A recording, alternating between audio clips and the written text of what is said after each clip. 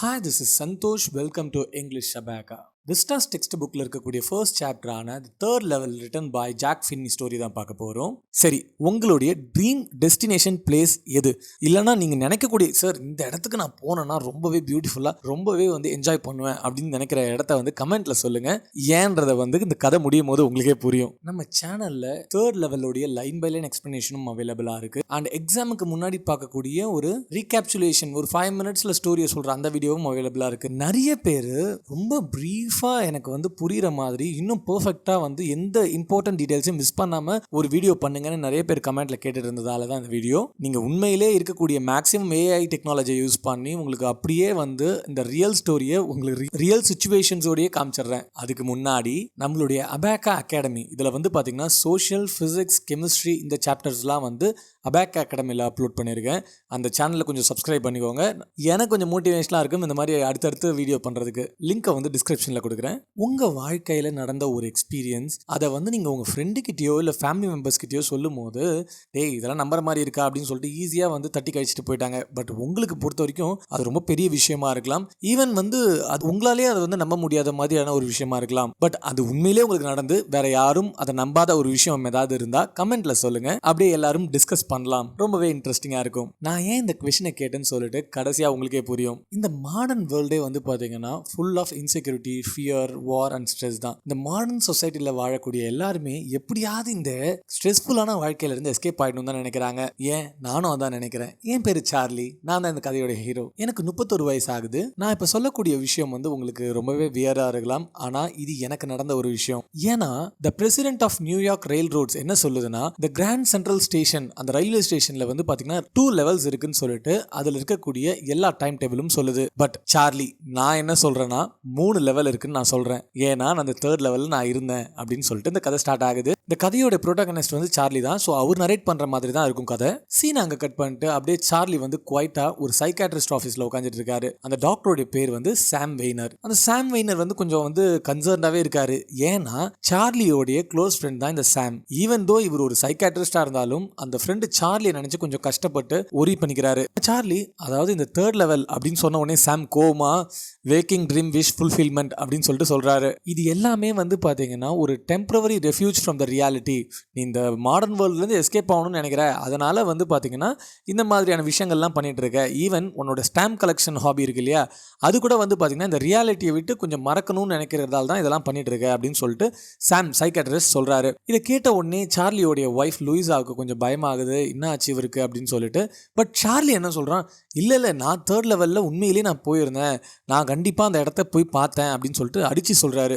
Charlie என்ன நடந்ததுன்றதை சொல்ல ஆரம்பிக்கிறாரு. ஃப்ளாஷ்பேக். வேலையை முடிச்சுட்டு லேட்டாக கிளம்பிருக்கும் போது சரி சீக்கிரமாக வீட்டுக்கு போயிடலாம் அப்படின்னு சொல்லிட்டு பஸ்ஸுக்கு பதிலாக ட்ரெயின் பிடிச்சி போகலான்னு முடிவு பண்ணுறாரு. ஸோ அதனால சப்வே வழியாக கிராண்ட் சென்ட்ரல் ஸ்டேஷனுக்கு போகிறாரு. இந்த கிராண்ட் சென்ட்ரல் ஸ்டேஷன் நியூயார்க்கில் உண்மையாகவே இருக்கு. இந்த இடத்துல பார்த்தீங்கன்னா ஃபர்ஸ்ட் லெவலில் நீங்கள் இந்த 20th century மெயின் ஏரியாவுக்குலாம் போகும்.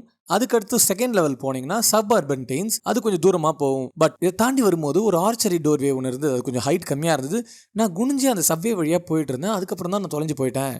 இந்த இடத்துல ஒரு சின்ன ஃப்ளாஷ்பேக்குள்ள ஃப்ளாஷ்பேக். சார்லி ஒரு விஷயம் நினச்சி பார்க்குறான். இந்த கிராண்ட் சென்ட்ரல் ஸ்டேஷன்றது பார்த்தீங்கன்னா ஒரு ஜெயின் ட்ரீ மாதிரியா. ஏன்னா அது உள்ளே போனால் எங்கேயோ போய் எங்கேயோ எடுத்துகிட்டு விட்டுரும் அப்படி சொல்கிறாங்க. நிறைய பேர் தொலைணும்னு நினச்சா இந்த கிராண்ட் சென்ட்ரல் ஸ்டேஷனில் இருக்கக்கூடிய டனல் வழியாக போய் தான் தொலைஞ்சு போவாங்களாம். ஆனால் இந்த விஷயத்தை சார்லி சாம் கிட்ட சொல்லலை. ஏன்னா ஆல்ரெடி சார்லியை பார்த்து எல்லாருமே கொஞ்சம் ஒரு மாதிரி நினைக்கிறாங்க. ஸோ இந்த விஷயத்தெல்லாம் சொன்னால் கன்ஃபார்ம் பண்ணிடுவாங்கன்னு சொல்லிட்டு சார்லி சொல்லலை. கதையை திரும்ப கன்டினியூ பண்ண ஆரம்பிக்கிறாரு. அந்த டனல் வழியாக போயிட்டு திரும்ப ஒரு ஸ்டேர்ஸ் எடுத்தா அங்கே தான் அவருக்கு 3rd level வந்துச்சான். அந்த புதுசா ஒரு இடத்துக்கு போன உடனே அவர் ஃபர்ஸ்ட் என்ன சார்லி நினைக்கிறாருன்னா, நான் 2nd level தான் இருக்குன்னு நினைக்கிறாரு. பட் அங்க இருக்க லைட்லாம் ஃபிளிக்கர் ஆயிட்டு இருக்கு. அதாவது கேஸ் லைட்டா இருக்கு. அதாவது எலக்ட்ரிசிட்டிலாம் இல்ல. அது மட்டும் இல்லாம பிராஸ்ல செய்யப்பட்ட ஸ்பிட்டூன்ஸ், இந்த துப்புவாங்க இல்லையா, அந்த பஞ்சாயத்து தலைவர்லாம் வச்சிருப்பாங்க இல்லையா, அந்த மாதிரியான விஷயங்கள்லாம் இருக்கு. அது மட்டும் இல்லாம அங்க இருக்கக்கூடிய பீப்புள் எல்லாமே பார்த்தீங்கன்னா 1890s அதுல மாதிரி ட்ரெஸ் பண்ணிருக்காங்க. லாங் முஸ்டாஷ் வச்சிருக்காங்க, ஹேண்டில் பேர் முஸ்டாஷ் வச்சிருக்காரு. அவங்க போட்டிருக்க சூட்லாம் பார்த்தீங்கன்னா இந்த டைனி லெப்பல்ஸ் வச்சு லாங் சூட் பட்டன்ஸ்லாம் இருக்கு. இது எல்லாம் பார்க்கும்போது சார்லிக்கு வந்து ஒரு மாதிரி சஸ்பிஷியஸா இருக்கு.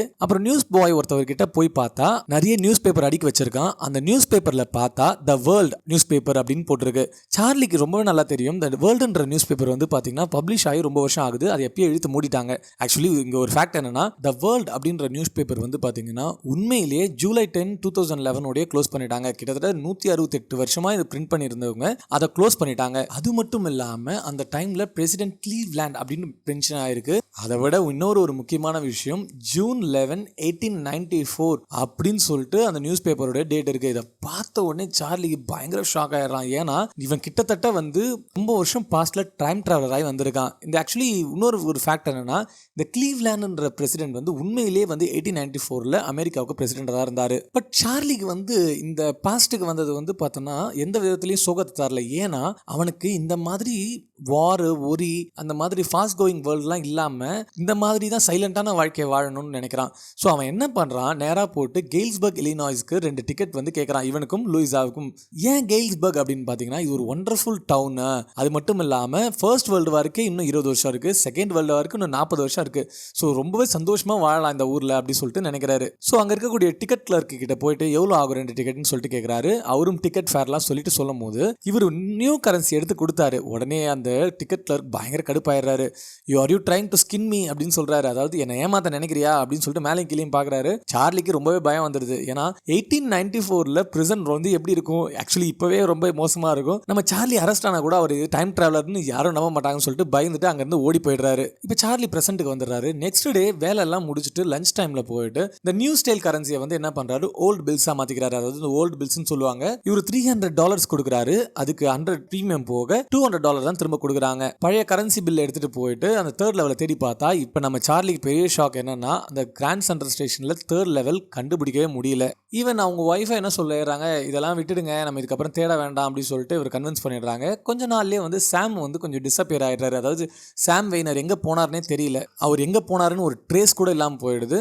அதுக்கடுத்து சார்லி வந்து அவனுடைய பழைய ஸ்டாம்ப் கலெக்ஷன் ஒர்க்கே பார்க்க ஆரம்பிச்சிட்டான். இப்படி நாட்கள் போயிட்டு இருக்கும்போது ஒரு நாள் ஸ்டாம்ப் கலெக்ஷன் ஒர்க்கை சரி சும்மா பார்க்கலாமே அப்படின்னு சொல்லிட்டு ரேண்டமாக போய் பார்த்துட்டு இருக்கான். இந்த ஃபர்ஸ்ட் டே கவர்னு ஒரு விஷயம் இருக்கு. அதாவது ஃபர்ஸ்ட் டே கவர்னா என்னன்னா இந்த ஸ்டாம்ப் கலெக்ஷன் பண்றவங்க ஃபர்ஸ்ட் டேவே ஒரு ஸ்டாம்ப் வாங்கி அதை அவங்களே அனுப்பிப்பாங்க. எதுவுமே உள்ள எழுதாம லெட்டர் இல்லாமல் ஜஸ்ட் அவங்களுக்கே அனுப்பிப்பாங்க. எதுக்கு அப்படின்னு பார்த்தீங்கன்னா அந்த ஃபர்ஸ்ட் டேவே அந்த ஸ்டாம்ப் வந்து அந்த டேட்டு சீல்லாம் குத்தி அவங்களுக்கே வந்துடும். ஸோ அப்போதான் அது வந்து ரொம்ப வேலிடாக இருக்கும். அந்த போஸ்ட் மார்க்காக அப்படி பண்ணுவாங்க. ஸோ இப்போ அவர் அந்த ஃபர்ஸ்ட் டே கவர் பார்க்கும்போது அதில் ஒரு லெட்டர் வந்து பார்த்தீங்கன்னா ஜூலை 18, 1894 அப்படின்னு சொல்லிட்டு மார்க் ஆயிருக்கு. பட் சர்ப்ரைசிங்காக வந்து பார்த்தீங்கன்னா எப்பயுமே வந்து ஃபர்ஸ்ட் டே கவர் எம்டியாக இருக்கும். பட் அது உள்ள ஏதோ லெட்டர் இருக்குது. அந்த லெட்டரை எடுத்து பார்த்தா அந்த லெட்டர் யாருக்கு வந்திருக்குன்னா சார்லிக்கு வந்திருக்கு. பட் ஆனால் வந்து அவனுடைய கிராண்ட் ஃபாதருடைய அட்ரஸ்க்கு வந்திருக்கு. ரொம்பவே சஸ்பிஷியஸாக இருக்குது சார்லிக்கு. அந்த லெட்டரை பிரித்து பார்த்தா சேம் என்ன சொல்கிறாருன்னா, நான் கெயில்ஸ்பர்க் வந்து 2 வாரம் ஆகுது, இங்கே வாழ்க்கை ரொம்ப பீஸ்ஃபுல்லாக போயிருக்கு, பீப்புளெலாம் வந்து நல்லா பாட்டு பாடிட்டு மியூசிக் வாசிச்சுட்டு ரொம்பவே சந்தோஷமாக இருக்குது அப்படின்னு சொல்லிட்டு சொல்கிறாரு. அது மட்டும் இல்லாமல் சாம் என்ன சொல்கிறாருன்னா,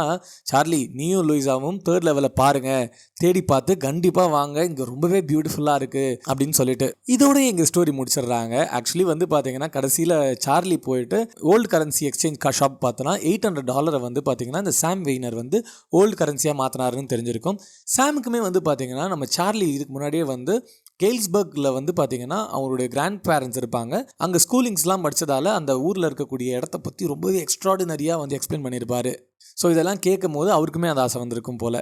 சரி, கதை வந்து பார்த்தீங்கன்னா நீங்கள் வந்து இதை சைக்காலஜியாக நினைக்கிறீங்களா இல்லை வந்து பார்த்தீங்கன்னா டைம் ட்ராவலராக நினைக்கிறீங்களான்றது கமெண்ட்டில் சொல்லுங்கள். இதில் 2 விதமான ஃபேக்ட் இருக்குது. First, escapism. இதில் வந்து பார்த்தீங்கன்னா psychological need to escape the stress, war and worry of the modern world. அதனால் தேர்ட் லெவலில் ஒரு மீடியம் ஆஃப் எஸ்கேப்பாக வந்து சார்லி யூஸ் பண்ணிக்கிறாரு. இந்த இடத்துல வந்து பார்த்தீங்கன்னா எது ரியல் எது ஃபேக் அப்படின்னு சொல்லிட்டு, அதாவது எது ஃபேண்டசி அப்படின்னு சொல்லிட்டு ரொம்பவே வந்து ஒரு கன்ஃபியூஷன் வரலாம். பட் இந்த இடத்துல நரேட்டர் என்ன பண்ணுறாருன்னா இந்த ரியாலிட்டி கூட ஃபேண்டசியை மிக்ஸ் பண்ணுறதால எந்த வேர்ல்டு ரியல்னு நம்மளால் கண்டுபிடிக்கிறதே ரொம்ப கஷ்டமாக இருக்கும். பட் கெயில்ஸ்பர்க்ன்ற ஊர் வந்து பார்த்தீங்கன்னா நம்ம ரைட்டருக்கு ஒரு பீஸ்ஃபுல்லான ஒரு பிளேஸாக இருக்குது. ஈவன் சாம்மே வந்து பார்த்தீங்கன்னா எஸ்கேப் ஆகணும்னு நினைக்கிற ஒரு கான்செப்ட். சரி சார், இது வந்து பார்த்தீங்கன்னா சாம் உண்மையிலே தேர்ட் லெவல் போனானா இல்லையா, சார்லியும் உண்மையிலே இதுக்கு முன்னாடி தேர்ட் லெவல் போயிட்டு வந்தாரா இல்லையா அப்படின்ற ஒரு கான்செப்டாக கேட்டிங்கன்னா, இந்த இடத்துல ஜாக் ஃபின்னி வந்து ரொம்ப பிரில்லியண்ட்டாக ஒரு ஓப்பன் எண்டட் ஸ்டோரியாக விட்டுருக்காரு. நீங்கள் இந்த ஸ்டோரியை வந்து பார்த்தீங்கன்னா நான் சைக்காலஜிக்கல் த்ரில்லராக பார்க்குறேன் அப்படின்னு பார்த்தீங்கன்னா, அவர் வந்து பார்த்தீங்கன்னா இது எல்லாமே ஒரு ஆலோசினேஷன்.